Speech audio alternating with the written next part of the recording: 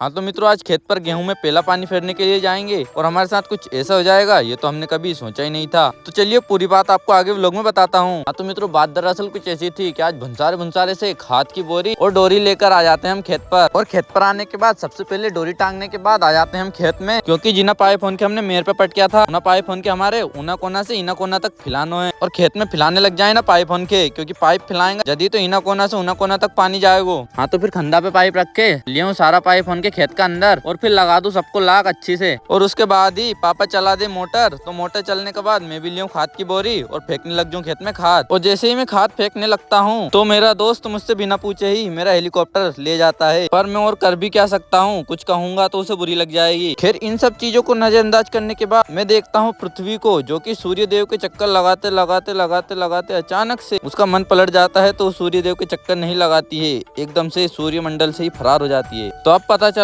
इन दिनों हमें ठंड क्यों लग रही है, क्योंकि पृथ्वी तो सूरज से दूर हो गई है, इसलिए हमें इन दिनों बहुत ठंड लगती है। हाँ तो फिर क्या, उसके बाद ही तुम्हारा भाई घर पर आकर नहा धोकर बिल्कुल चकचकाट होकर निकल लेता है घर के बहुत महत्वपूर्ण काम के लिए, जो कि अगर तुम्हारा भाई उस महत्वपूर्ण काम को नहीं करेगा तो उसका खाना पानी बंद हो सकता है कुछ समय के लिए। तो इस अति महत्वपूर्ण कार्य को करने के पश्चात ही मैं निकल लेता हूँ अपने घर की तरफ। हाँ तो आज के लिए इतना ही, मिलते हैं अगले व्लॉग में। पर जाने से पहले मेरे मन में एक सवाल था, क्यों ना मैं पूछ कर ही जाऊँ। हाँ तो फिर बताइए कि एक और एक 11 होते हैं तो एक और एक 2 कैसे हो सकते हैं।